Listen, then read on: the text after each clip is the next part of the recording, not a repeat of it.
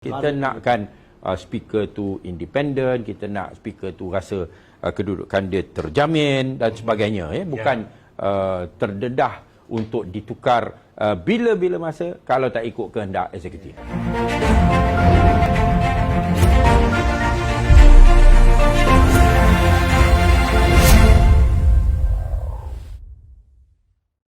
Tapi ada satu isu saya nak ungkitkan balik, ya. Yang isu betul saya setuju bahawa sememangnya memanglah Perdana Menteri dia berhak untuk mengusulkan untuk menukar speaker, ya.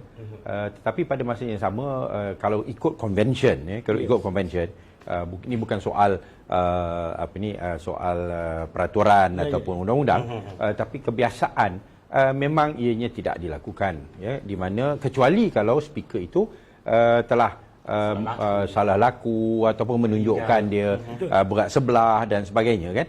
Dan kita sendiri bila kita ambil alih kerajaan dulu, kita dapati bahawa speaker Dewan Negara, ya, iaitu Presiden MIC sendiri, kita kekal, ya. Kita kekal selagi mana dia bertindak dengan adil, dia pun tidak berpihak semasa dia mempengerusikan sidang Dewan Negara dan sebagainya, kita tak terima apa-apa aduan daripada ahli-ahli kita dan sebagainya, maka kita teruskan, tak ada masalah, ya, kerana bukan tujuan kita untuk menguasai. Betul. Ya, tetapi di sini bila dilakukan pertukaran dengan tanpa memberikan satu alasan, tak ada kesalahan yang dilakukan, tak ada menunjukkan tidak adil dan sebagainya, maka apa yang kita lihat tujuannya ialah untuk menguasai speaker. Ya, bila speaker tu yang dilantik sekarang ni, dia pun tahu dia boleh ditukar bila-bila masa. Pasal kerana apa ditukar? Saya tak buat apa-apa salah, kerana saya ada calon lain. Habis. Ya, so ini akan menyebabkan speaker itu tidak boleh merdeka, tidak boleh independen. Ya, dia akan sentiasa dia akan sentiasa dalam ketakutan.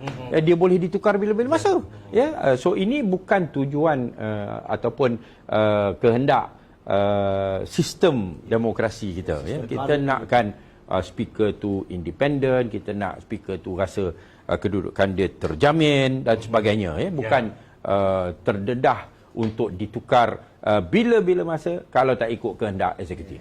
Bercakap tentang kerana ada calon lain, itu alasan yang diberikan untuk pertukaran speaker. Tuan Hanif sebelum ini pernah berkata, kenapa mesti tak terus terang saja mengatakan bahawa sebab kami kerajaan baru. Okey, itu lebih jelas. Rakyat tak akan mempertikaikan di situ. YB, silakan. Silakan Tuan Hanif. Belum YB lagi, ya. Mungkin tidak juga, ya. Baik, kepada soalan tadi, macam inilah. Sebelum saya sentuh soalan tadi, satu perkara yang interesting, menarik yang dibangkitkan untuk pengetahuan para penonton. Dari sudut perundangan, kedudukan undang-undang tertinggi di Malaysia adalah perlembagaan. Keduanya adalah akta di Parlimen ataupun enactment negeri. Ketiganya adalah keputusan-keputusan mahkamah. Dan yang keempatnya adalah convention. Iaitu adat yang telah termaktub menjadi terpahat dalam sistem takdiran. Apa yang disentuh oleh YB tadi tepat sekali, adalah satu spesi convention. Ianya masih dalam kerangka perundangan, a source of the law. Walaupun di tahap nombor 4. Tapi untuk perkara tersebut, ya, YB, kenapa convention ini tidak terpakai ataupun boleh dikatakan dilonggarkan untuk keadaan ini? Sebabnya adalah kerajaan yang wujud sejak 1 hari bulan Mac pun tidak mengikut convention. Pintu belakang juga. Pintu belakang ke depan kita tolak tepi dari segi law dia. Ini istilah politik lah, berkau politik. Dari segi perundangan, walaupun kerajaan itu sah, memang kerajaan itu sah, sebab diangkat sumpah Perdana Menteri di hadapan ke bawah demikian kuasa. Dan cara dilantik jemaah menteri adalah di pertengahan tempoh PRU 14 dan PRU 15 yang akan datang. Jadi convention tersebut telah pun dicabuli. Dan apabila convention tersebut dicabuli, apa yang menuruti hak kerajaan baru turut sama menuruti kerajaan baru ni. Di situlah convention yang kedua, iaitu convention boleh memohon untuk tukar speaker, boleh dibenarkan dalam keadaan convention pertama telah pun dicabuli secara sah. So that's where the answer would be. Coming back to your question, memang betul, bagi saya, dan saya tekankan di sini seperti yang kita sentuh, kalaulah kerajaan itu betul-betul nak gunakan kuasa yang ada untuk mencadangkan penukaran speaker dan timbalan speaker, apa salahnya bagi tahu awal-awal bahawa dalam notis tersebut kami ingin mengosongkan kursi speaker Tan Sri Arif dan timbalan speaker Ngah Komeng kerana sekarang ni kami kerajaan baru.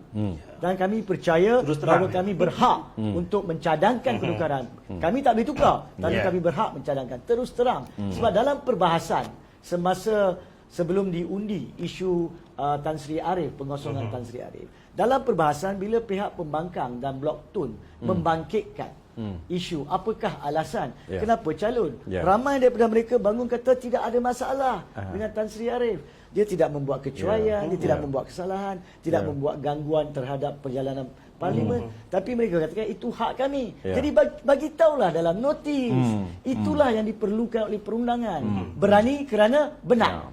Dan kalau mereka menyatakan dengan betul, saya percaya pihak pembangkang sama ada blok Pakatan Harapan ataupun blok ketiga akan terimanya sebagai hati yang terbuka. I think that is where Ikut they prosedur. fail from beginning.